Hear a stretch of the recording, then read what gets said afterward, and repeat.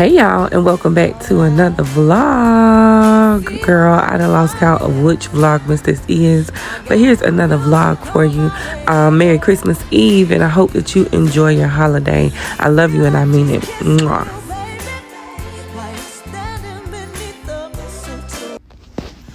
So I am a person who is like super forgiving, but I don't forget.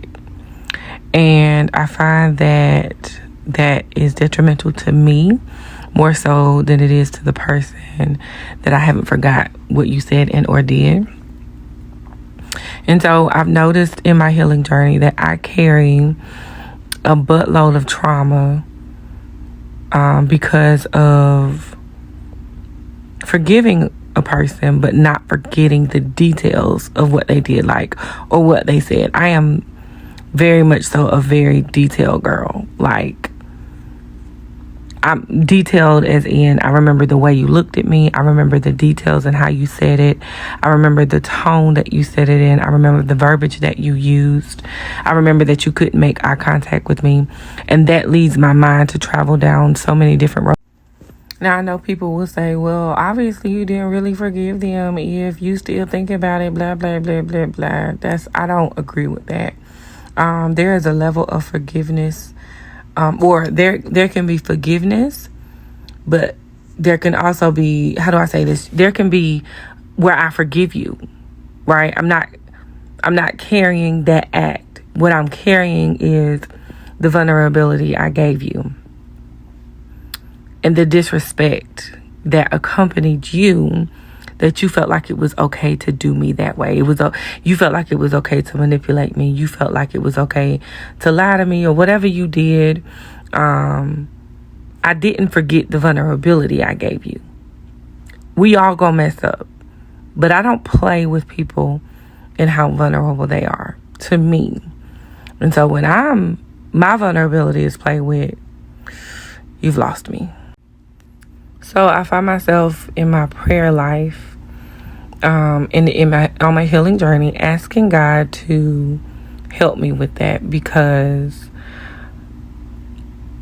no one else is being harmed in that situation with me carrying the memory of the details of what was done and or said to me. Nobody else is being harmed in that manner but me. I haven't quite gotten the answer as to how to handle that. Because it's not a church thing. It's a people thing. And whether we're in Christ or not, we're still in human form. And so we're going to do things that is just not always good, right? So I just wanted to share, because I think it's imperative that we share the details of certain things. And not all this hoopla holla, speak in tongues. No. So yeah. I hope that helps, or at least gives you some relief to know that you're not alone on this healing journey. And there's so many different parts of the healing journey. There's so many small, intricate parts of the healing journey. And I could really go in detail about that, but I won't here. It was just on my mind. I just got out the shower, letting my oils and stuff rest on my body. And I wanted to share. I'm still healing. I'm talking about from things from childhood on.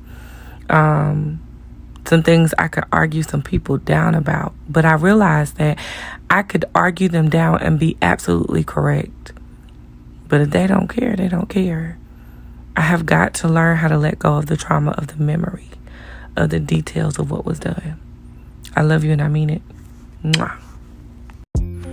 So we decided to get together and have lunch really quick, something simple yet super good at the Bistro at Duplin.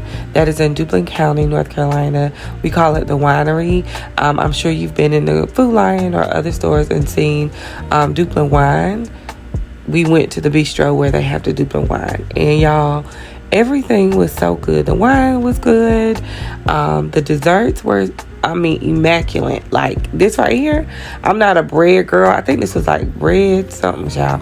Bread pudding something. Oh, y'all, so good. And then, of course, we had lunch. I'm not even a huge green tomato fan, but once you'll see on this next clip, we had green tomatoes, y'all.